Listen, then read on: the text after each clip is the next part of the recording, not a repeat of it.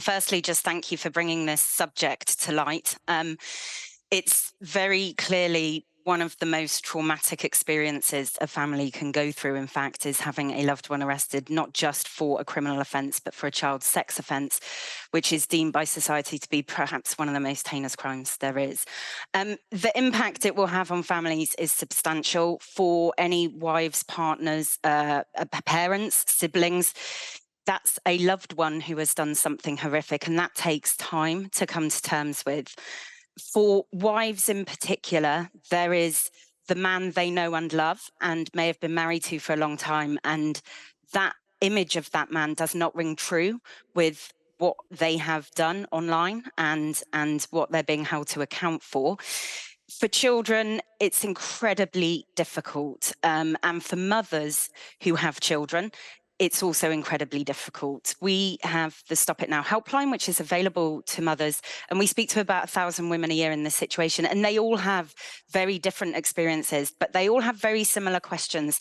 How could he do this? Why did he do this? What risk does he pose to children, my child? What is going to happen with children's services? Why aren't the police sharing information with me? It is a terribly traumatic time. And what we know from our research, which we've done recently, this trauma doesn't stop after the arrest. It keeps going and it keeps giving for months and possibly years. And it shouldn't be underestimated in any way. And briefly, if possible, just how much support is there out there, and do you think there should be more? Briefly, there's not enough. So support for families is sporadic. It is rather a postcode lottery.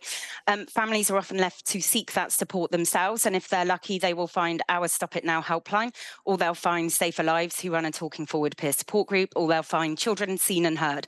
There aren't many services about, and then there really ought to be more for families and for children. It is the mothers who are left often trying to navigate scenarios with very little support. And yes, in summary, there ought to be more. Well, yes, and what about what rules police work under, for example, at the moment of arrest?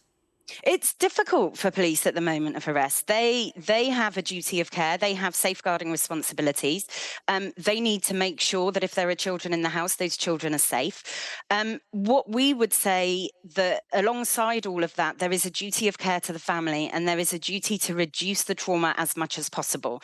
So a recent report we've put out, one of the recommendations is around making sure that trained police teams conduct investigations and execute warrants, and that families are left with information so that they can be aware of what little help there is available. They can call our helpline. They don't have to feel completely alone, but they need to be made aware of that.